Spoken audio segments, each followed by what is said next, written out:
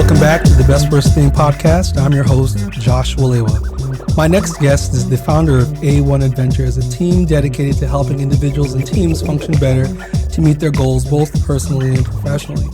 Prior to this role, he served as the director for development for Fulcrum Adventures. After a successful Division I football career at Washington State University, he received a bachelor's in social science and has been impacting the lives of people of all ages ever since. You can learn more about him at www.a1programs.org and a lot of the great work they're doing.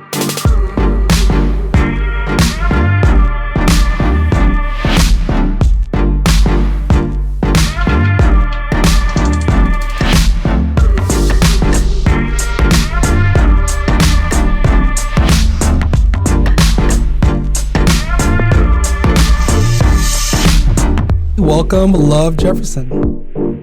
Thank you. Great intro. Thanks, Josh. I appreciate it. Thanks for having me.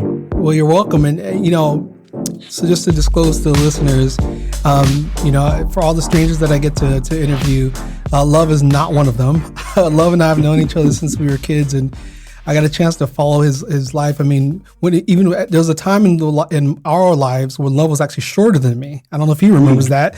Yeah. Fourth grade. Yeah, ever since the day fourth grade.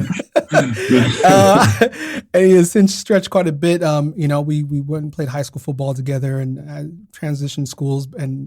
But he went on to have this great career. I remember going and celebrating, watching you guys play at the Rose Bowl against Michigan, and kind of one of our highlights of our youth and so much more. So I just wanted to disclose that. But let's get into it, Love.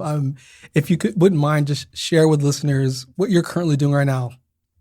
Oh, currently, I'm focusing on young people, young professionals, young adults, that are either entering the workplace or in the workplace, and really trying to instill this value and understanding of culture, a sense of belonging, teamwork, and also like their leadership capacity. I believe that leadership is such a heavy word that it can be scary sometimes. And so we look at it, everyone has a potential to be a leader, and their leadership capacity depends on them, just looking into themselves and self-reflecting a bit, and then finding out what kind of frameworks that have existed, that we just haven't been privy to or have seen or been introduced to. And as I'm introducing it to a lot of great young people, I see it sticks. And so I'm just really happy to be able to meet somebody and have them walk away saying, I learned something today. I got something clicked. And if not, then it's always good for a high five. I'm satisfied with those, and a smile, and have a good day. That's great for me too. Yeah, that'll work. So just before we get into kind of the nuts and bolts of what that looks like at A1 Adventures, I'm just kind of curious. You said that everybody has the potential to be a leader. And, I think when I talk to people at all ages about leadership, one of the questions we ask them is, one of the frameworks or I guess frames is they're born leaders, and then and versus this other idea that everybody can have the potential. And so, can you tell me a little bit more about your philosophy on that? Yeah, I think if we take it to what's happening right now, I think leadership, I think people more understand it when I present it in a way of influence, because influencers are important. And I believe leaders are influencers, right? And so it wasn't, I always thought of it as the traditional model, the person that's on top, he's the boss or the voice. Everyone else has to do what he or she says to do, and we all execute, right? But then, I came across some people who just handed me something that had a list of all these different types of leadership models and ways. And you have autocratic, inspirational, transactional, creative, is another one. And it was just like, okay, the models are already set out there. And it's just like, what kind of person are you, and which model do you want to use to kind of execute your style of influence, on people in the world? And so for me, I really connect with servant leadership. It's not really to the T, like I don't know it to a T, but just in the title alone tells me enough.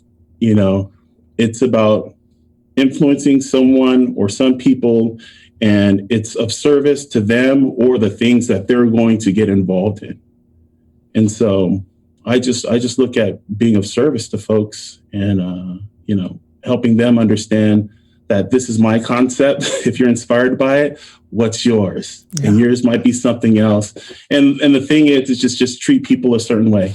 It's about people. People are everything. They make it, buy it, produce it, sell it, think of it. People are everything. And so when we stop looking at how we connect with people and human beings, then, we're probably going to be in for a little bit of challenge out there, the world, because now we're wanting to connect more.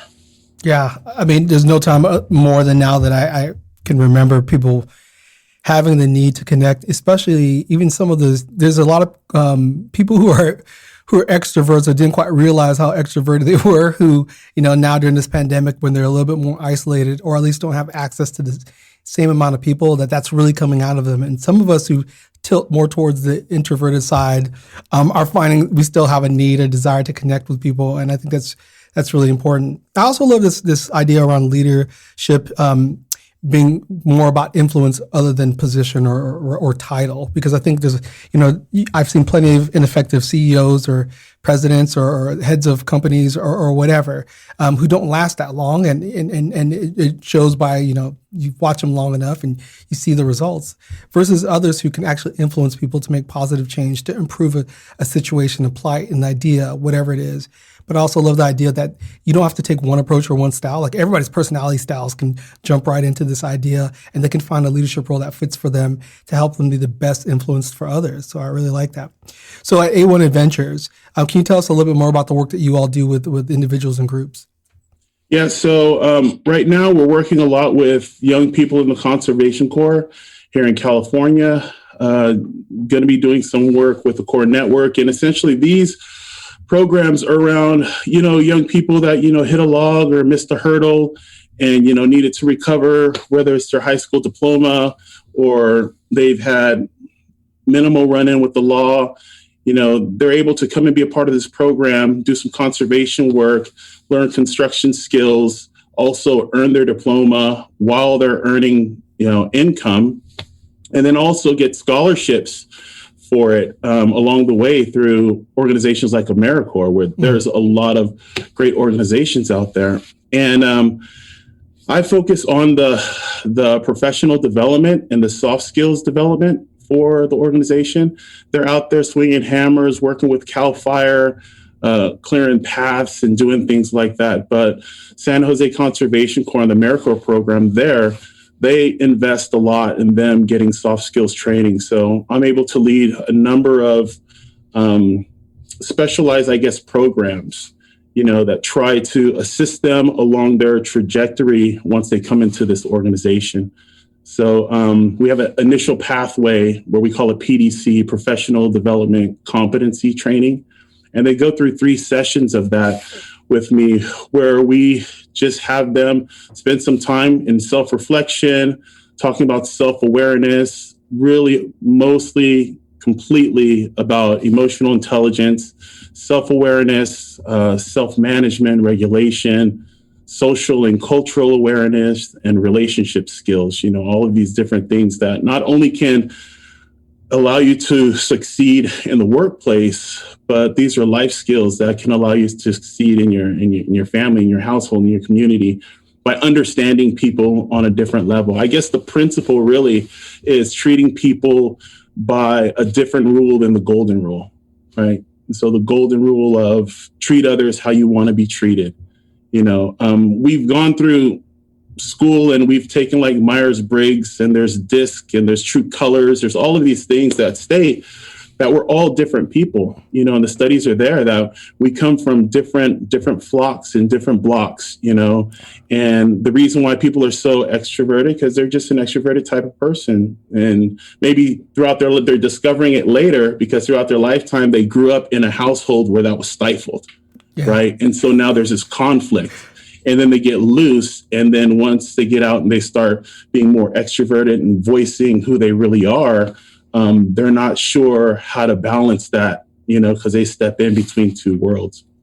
And so it's not treating others how you want to be treated, because if I'm extroverted, very loud and straightforward, straight to the point, like some East Coasters are, they don't mince words, it's just like, which I love, but if I am treating everyone like that, and I find someone, in my company to be an introvert, and a little bit more reserved and a little bit more analytical in the way that they think, and it's really about, facts and figures and things and data that drives their understanding of whatever it is that I'm trying to communicate.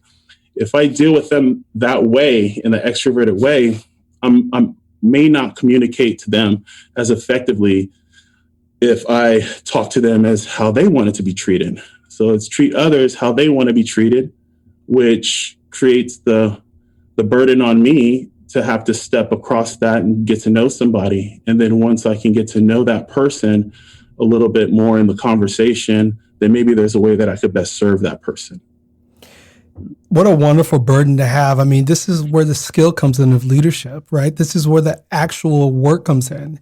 I think it's the easy route to say, I'm just going to be me, and I'm just going to bull everybody over with my personality type, and I expect that they're all going to conform to me. But the work, what makes you an expert, a leader, is the ability to understand people, that kind of social awareness, the emotional intelligence, some of those soft skills you talked about, in order to better affect, better move, better influence people to their greatness, and to even maybe, if it's a collective goal that the group has, to what you all have to work towards. Now, this thing about soft skills, the work that I do outside of here, we often talk about soft skills being so underutilized, or at least undervalued, in that they have like if you look at somebody's soft skills, their emotional intelligence, their social intelligence, that those are probably better predictors of success. I think you mentioned personally that has a lot to do with personal relationships, but even from a professional standpoint, as far as success, moving up in any field, regardless of what the field is, those soft skills are really important. Is that information what you got from some of that information that people share with you on these different concepts and theories on leadership? What made you really focus in on kind of those soft skills?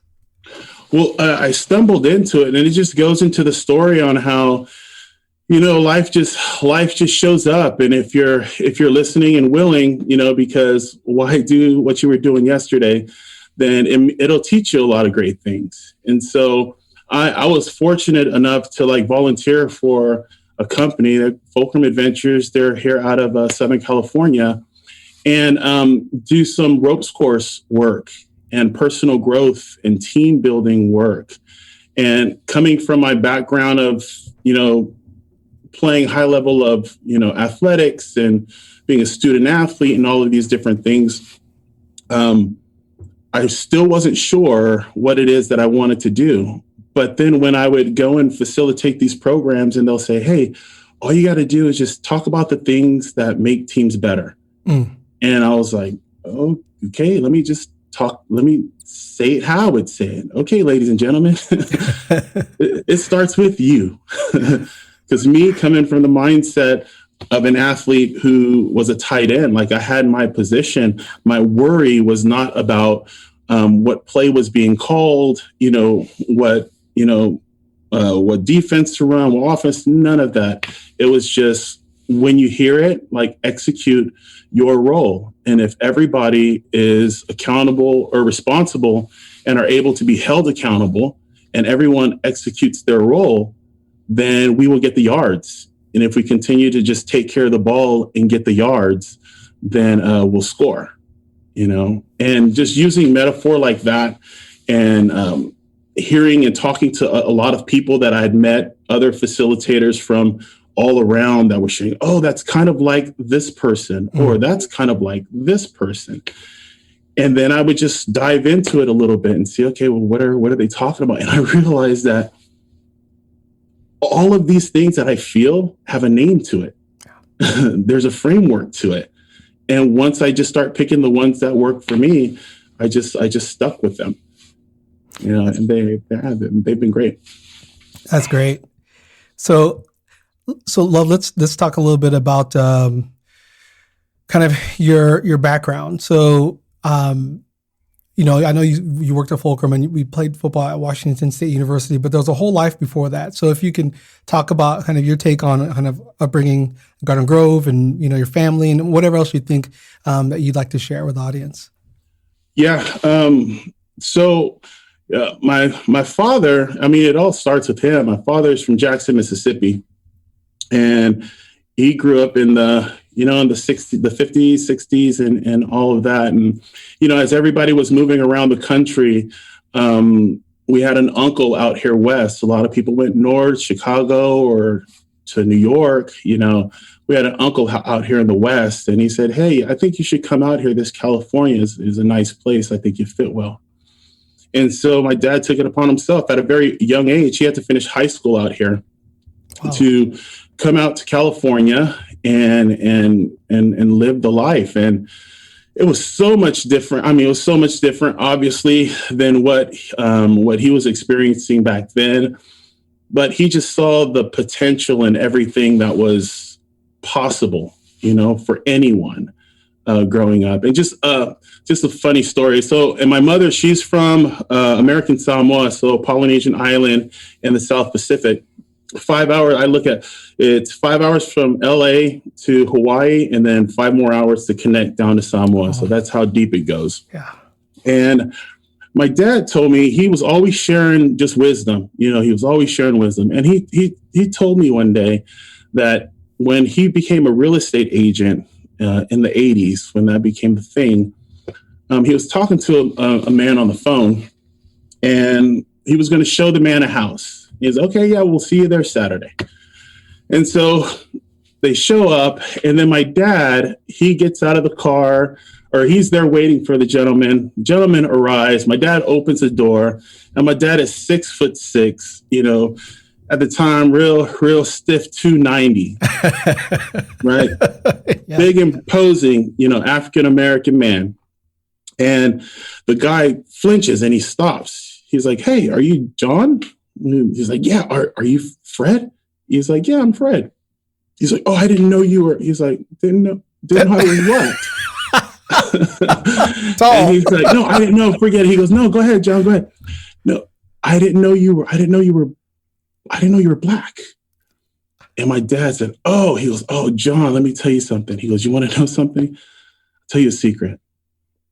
I'm not." And the guy just looked confused. He's like, "I'm not." He's like, "I'm more than that." Oh, wow. "So are you pre-qualified for me to show you this house, or are you just shopping around?" And so the guy comes in, my dad sells him the house. And I think he probably got a couple more houses out of John. He's stuck with good old Fred. So he always, he was that kind of man growing up in a house where there were 4 boys, 1 girl. We're in LA.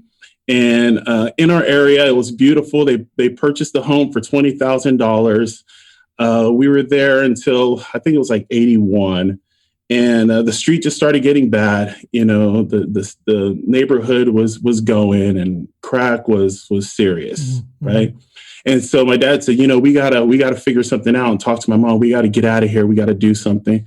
So he had the plan to sell the home there. It was a comfortable home. All of us had our own rooms. It was really nice. Sell the home there, and then head to Westminster, where my uncle lived, and we stayed in his 1-car garage. Mm. So we went from that to a 1-car garage. He built bunk beds on the side of the wall. There was a bed, a couch, and a refrigerator. And we went to school, and we were in Orange County, and it was one of those, like, the only ones. I mean, the first time that I even felt I was different, because it just was the environment. And so we went to school, never went without anything, but didn't have a whole lot. And, it was like when dinner was ready, they put the pot on the table. It's like, last one to get your hand in the pot, man. You might not make it. and there was a lot of boys to feed. And so, we were all football players. And so it was one of those really close, great childhoods, and moved over to Garden Grove, where it was really diverse and the population was starting to mix up and move. And we found some really good friends and had a great experience that kept us, out of trouble for the most part. Yeah. Yeah. I remember getting to know you and the family and meeting your older brother, one of your older brothers for the first time, and then getting to know you and seeing the rest of the family. They're listeners, if you remember Luther Vandross. Oh, Luther. That was a great haircut, by the way. That hair. They used to call me my twin brother Luther. And so I got chubby in middle school. They called me, Big Luther. And then I lost weight and they still call me Luther because I was just skinny Luther. Because Luther gained and lost weight. I still fight that battle to this day.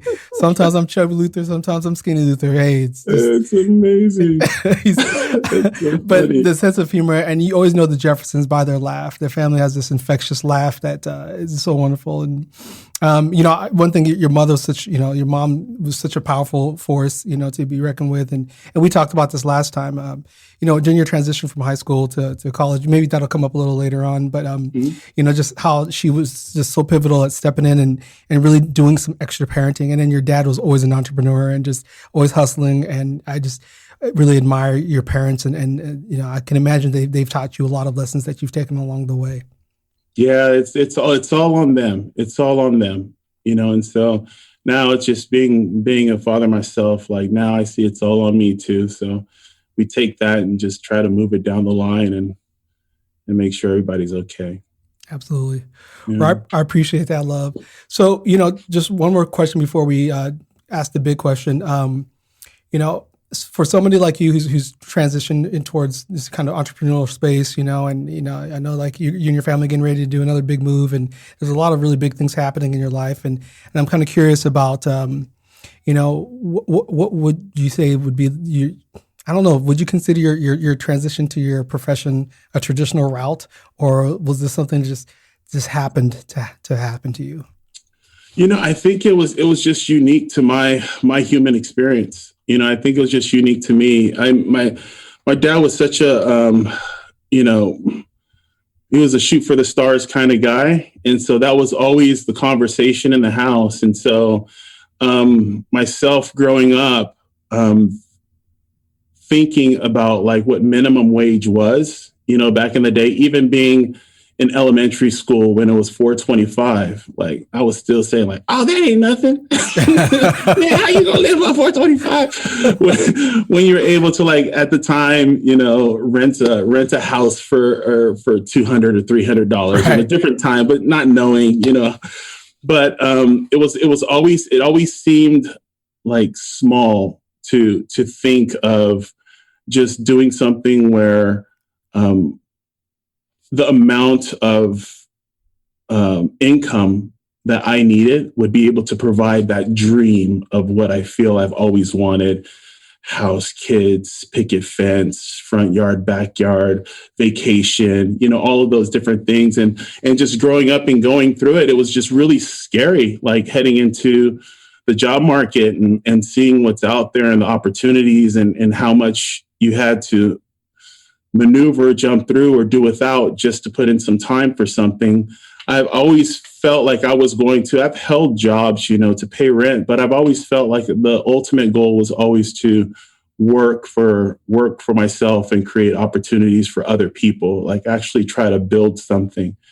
And so this is, I guess it's normal for a lot of people, not sure how many though. Yeah, absolutely. Well, I think there's a lot of people right now where this pandemic that we're going through, and I think for folks who listen back to this years in the future, hopefully this will be a long lost memory, but the messages will continue on.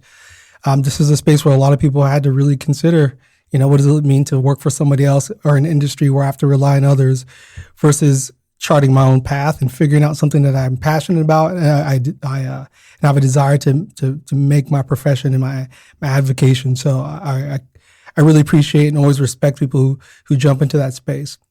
Love, we're going to take a small break and then we'll come back to the big question. Okay, great.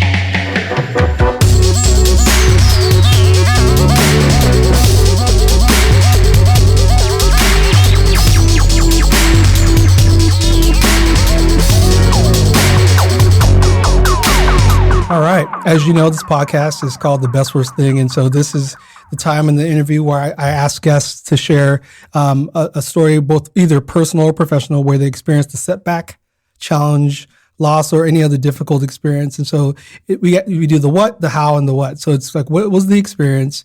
How did you get through it? And then what did you learn from it? The takeaways that you want other people to know about it. So, Love Jefferson, what was your best worst thing? The best worst thing I can think about is when I decided to leave the security of a job and having a young family and another one on the way, and not really knowing exactly what it is I wanted to do, but there was something bigger, there was something better. And I walked away from it, created like the name that very night of my company. And then the next day just started thinking about, okay, well, what's the tagline? And then I'm thinking, okay, nothing ventured, nothing gained. So that's where we start. And after that wore away, week 2, week 3, week 4, down to a month, and the bills don't stop. Right. Yep. And so it's when I just saw the support of my wife. She was just so amazing. And whatever it is, we'll do it and we'll make it happen. So the best worst thing was, I remember coming outside and there was somebody looking at her car, right? And she came out, she goes, "What's going on? Is everything all right?" I said, yeah, everything's all right, but we're going to be selling your car today. And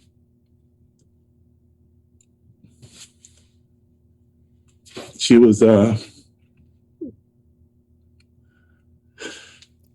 she said, "Well, why not yours?" And I said, "Well, that's for backup. We might have to do that next month." And so they did it. We jumped into it. We held on to it. Sold the car. They ended up coming and grabbing the truck too. And then we just kept pushing and kept moving and kept supporting each other. And from that point, it was like whatever we needed to do. And then I learned that we really didn't need all of these things. There were enough resources out there in order to, get out there and make it happen. So instead of, worrying about the cars, just whenever it is that I'm called out to go and do some consulting work, go rent one for $25, show up, turn it back in, and then continue to try to do things like that. And it really helped us learn how to just straddle life and get a hold of things. And it kept moving. It kept moving to the point where we were like, okay, well, I think we're okay now. What kind of car you want? Yeah. And she was like, she just looked at me, and I just remember that moment. And it's like, okay, well, now Daddy has to get a car. Yeah. But that, I think that was, if I could take it down to that. And what it comes down to is just like we opened up is, if you're open and willing, life will teach you a lot of great things, right? And it's just sometimes you just have to quiet things down and really spend a lot of mirror time. I think Alonzo Ball said something one time that was like profound, and I share every single day. I'm running training every day.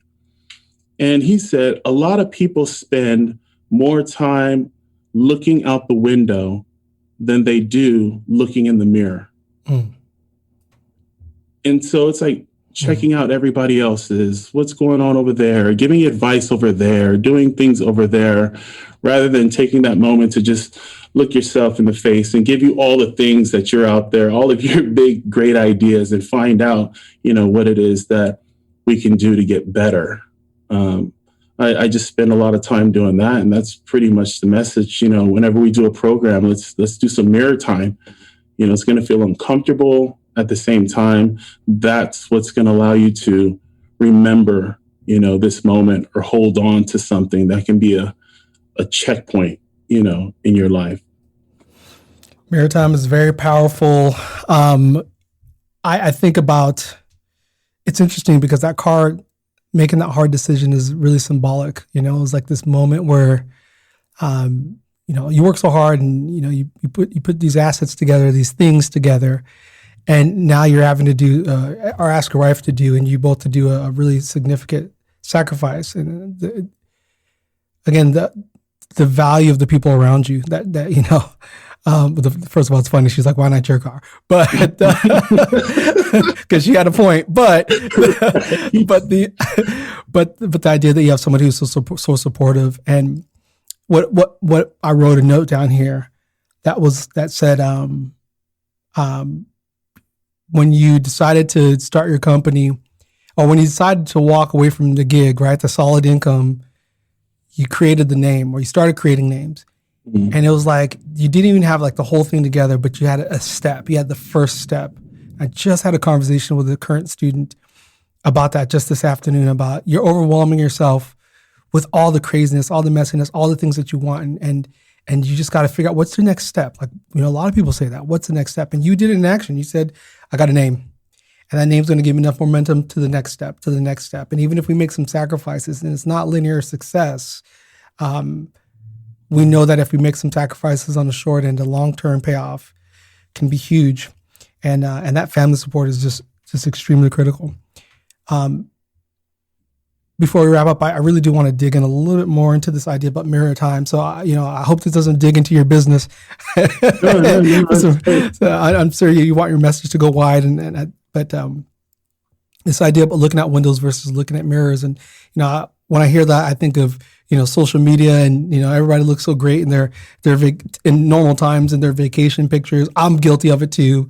For my job, I traveled. Let's be honest, people. When all those pictures I posted on Instagram and Facebook back in the day were not my money. I was balling out of control. That was my job. That was my gigs credit card, It's like, I'm traveling for work, or for leadership. And so I get to see a few cool things, but it's not like, again, I had this big bankroll to work with.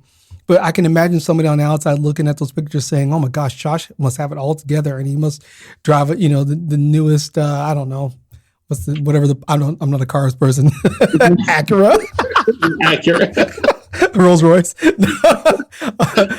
Anyway, the newest, nicest model of whatever car out there. And it's real easy to see that. So I think that's, and I'm guilty of this too, right? Looking at other people's social media and wondering like what I don't have and what they have.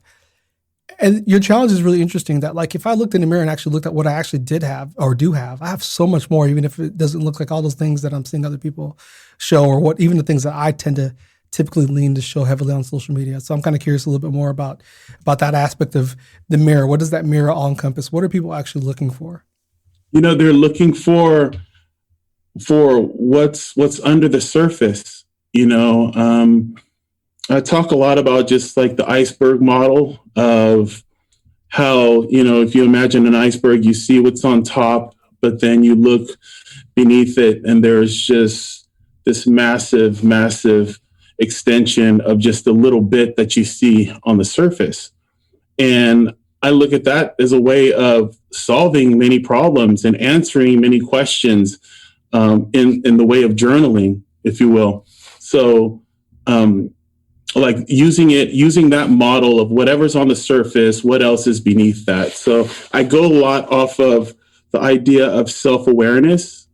And what self-awareness is your ability to accurately recognize your emotions, your thoughts, and your values and how they influence your behavior. Right? Mm-hmm. And so on the top, if you put the top part of the iceberg, it's self-awareness. And then you go below the surface, and below the surface is emotion, thought, values, and that's what influences the way that we move. So what are your thoughts when you're in this self-aware spot? What are your emotions feeling at this moment when you're being present with yourself? What are the values that drive your decision making, in the way that you're going to react or respond in this moment? And so everything, the mirror allows for us to just look at ourselves and try to find what's beneath the surface. And that's what I see it as a tool to just ask the question that when we walk away, we're thinking about it. And if we can place it underneath on the lower part of the iceberg and just write those things down when you walk out of the bathroom or in your bedroom or in front of your notepad, if you can just write those things down, then now you can see it. And when you can see it, you can do something with it. If you can't see it, there's not much you can do. So it's using that reflection time to dig in and shed light on some of the things that we're not sure is holding us back or that's propelling us forward, and doing more of that and setting those things on fire to continue doing those things as well. Absolutely. Thanks for expounding on that, Love.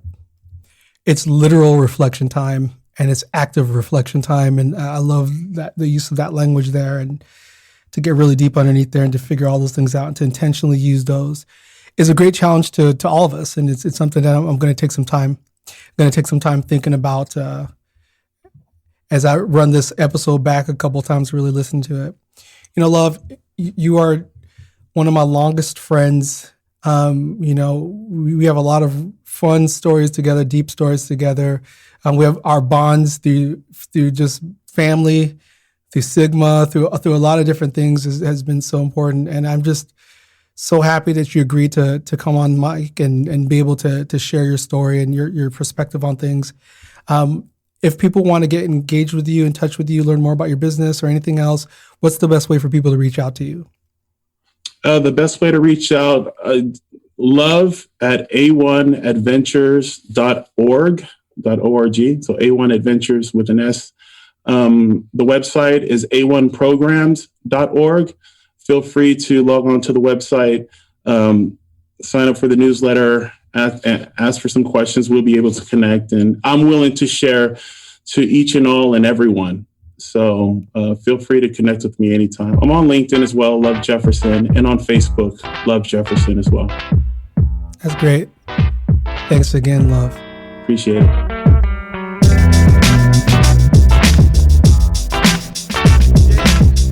Thank you for listening to the Best Worst podcast. I'm your host, Josh Williwan.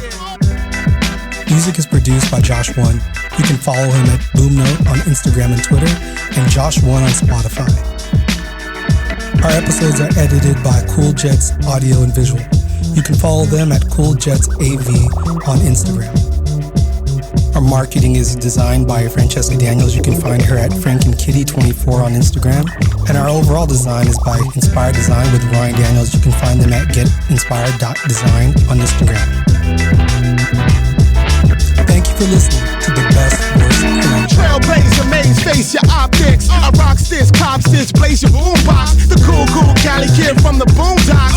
Bounce to your hood like Chaka with a crime on. Independent thing to play a beat, I get my rhyme on. So when I strut on a path to perfection, city to your borough, to your town, to your streets. Keep your party live, Josh One got beats out of nature. Grazer, Oakland, strays to Asia. It's like Fraser, force of Fantasia. Move through your suburb, hiking in